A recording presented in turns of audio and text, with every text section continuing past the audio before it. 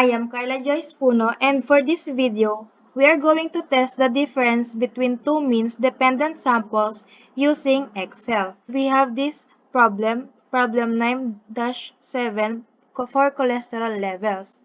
A dietitian wishes to see if a person's cholesterol level will change if the diet is supplemented by a certain mineral. 6 subjects were pre-tested, and then they took the mineral supplement for a 6-week period. The results are shown in the table. Cholesterol level is measured in milligrams per deciliter. Can it be concluded that the cholesterol level has been changed at alpha 0.10? Assume that the variable is approximately normally distributed. So we have this given table, we have the subject, before and after. So for the test 1, in testing the difference, we state the hypothesis and identify the claim. So sabi sa problem natin, titignan ba kung magbabago? So our hypotheses are, we have this null hypothesis for expected mean of differences is 0, and for alternative we have expected mean of differences is not equal to 0, which is the claim in our problem. So, yung problem natin is two-tailed test. And if the diet is effective, the before cholesterol levels should be different from the after levels. So, we have this procedure table in testing the difference between means for dependent samples. We have step 1, state the hypothesis and identify the claim. Step 2 is to find the critical values. So, step 2, critical values.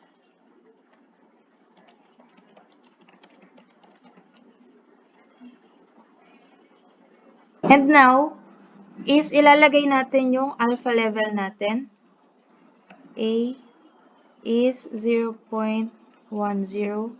And then we have our samples, and we have 1, 2, 3, 4, 5, 6. 6 samples. And our degrees of freedom, lagay natin equals, tapos select natin yung sample, then minus 1. Tapos, to find the critical values, is maglagay tayo ng equals, and then t dot inv dot 2t.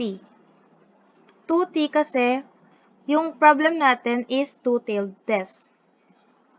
Then select natin yung alpha level, and then next is degrees of freedom. So yung decimal natin is palitan natin hanggang 4 decimal places. Ayan. So, yung problem natin is two-tailed test. So, yung critical values natin is positive and negative 2.0150. So, next, step 3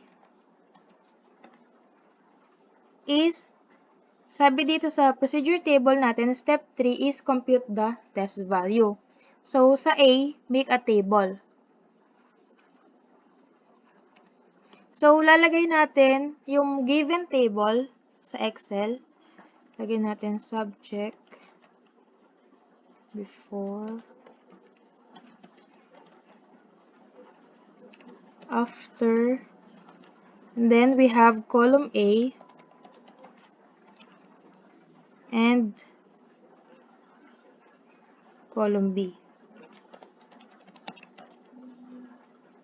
Then subject, we have 1, 2, 3, 4, 5, and 6. And sa before, we have 2, 10, 2, 3, 5, 2, 0, 8, 190, 172, 244. And then sa after, we have 190, 170, 210, 188, 173, and 228. So, tapos sa column A natin is, we have the formula D equals x sub 1 minus x sub 2. X sub 1 natin is itong before, and x sub 2 is the after. Isusubtract lang natin siya. So, maglagay tayo ng equal sign, then select natin yung x sub 1, yung before, then minus the after. Tapos, i-drag down lang natin. Yan. So, next, for the column B, is, sabi sa procedure table natin is, i-squared lang natin yung nakuha natin sa column A. So, maglagay tayo ng equal sign and then select natin yung value sa column A. Then, maglagay lang tayo ng raised to 2 or squared. Tapos, i-drag down lang din. Yan. Then, for the column A, kunin natin yung summation ng mga values niya. We have, maglagay tayo ng equal sign, then sum. Then, select natin yung mga values sa column A. Then, enter. And for the column B, kunin din rin natin yung summation niya. We have sum ulit and then select the values. And then next, sa procedure table natin is we find the mean of the differences in step C. Yung step A natin is make a table. And then yung step B is yung sa column A. Ito, sa column A. And then next, step C is find the mean of the differences. So we have the formula D bar equals summation of D over N. Yung summation of D natin is 100. Mean of D.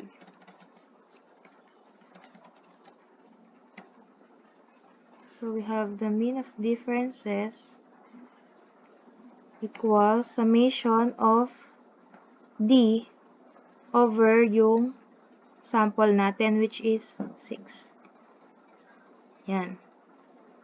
And then next, step D. Step D natin is yung in-squared natin yung sa column A. Step D. Then next, for the step E, find the standard deviation of the differences. Standard deviation of the differences.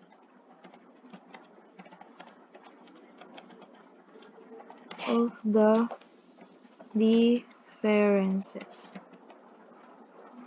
So we have this formula. S sub D equals square root of N times the summation of D squared minus the square root of summation of D all over N quantity N minus 1. So, itry natin dito sa Excel kung gagana siya.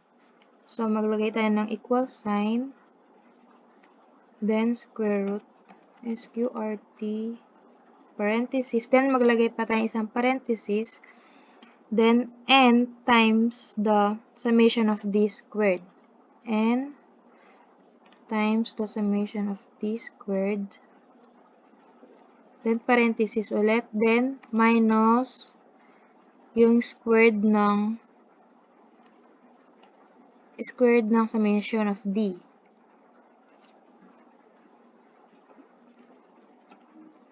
Just parenthesis again.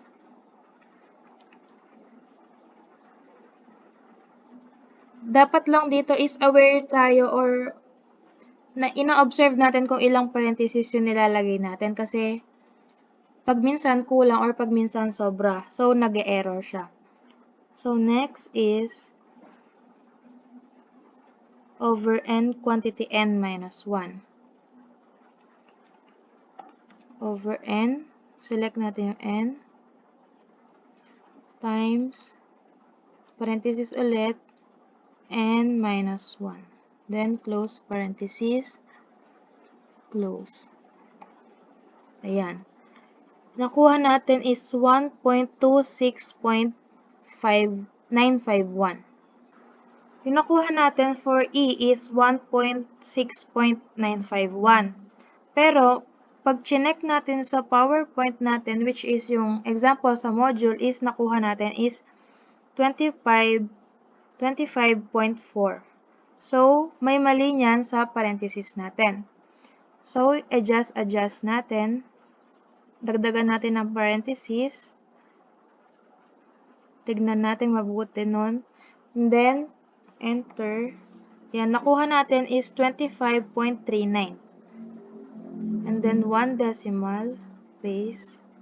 Yan. So, nakuha natin for standard deviation of the differences is 25.4. So, same siya sa module. And then, next step, step F, is the find the test value. Test value. So, meron tayong formula d bar minus mu sub d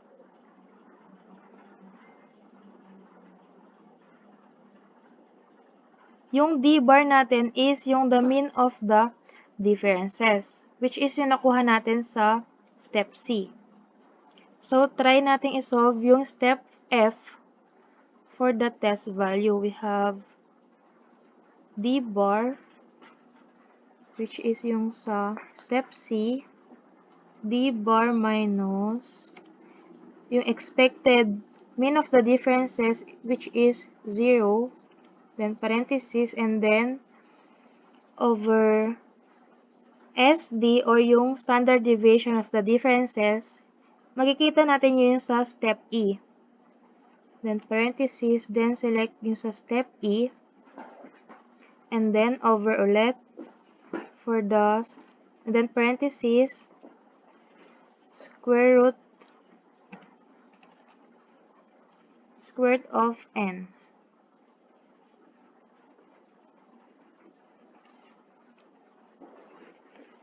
Parenthesis, and then enter.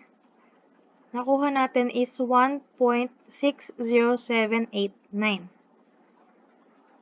And then, nakuha natin sa PowerPoint is same, 1.610. With 3. For the test value in step F, we have 1.60789. And then, for the next step, step 4, make the decision. Dito is ipa-plot na natin sa curve natin.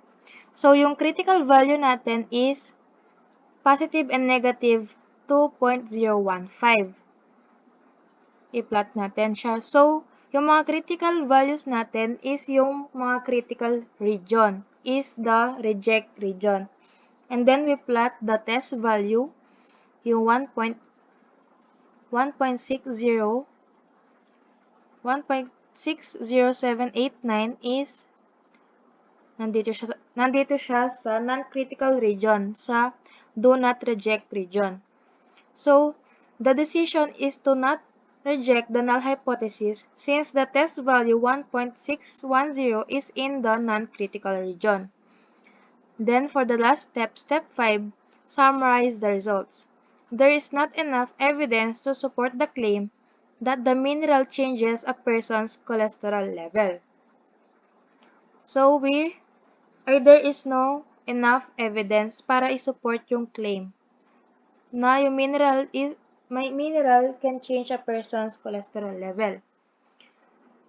Balik tayo dito sa test value. As you can see, yung value natin is 1.60789. Pero yung sa PowerPoint natin or yung sa module is only 1.610. Kasi yung sa step C natin, mean of the differences is 16.66667 siya. Pero kung ilalagay lang natin 16.7, itry natin 16.7.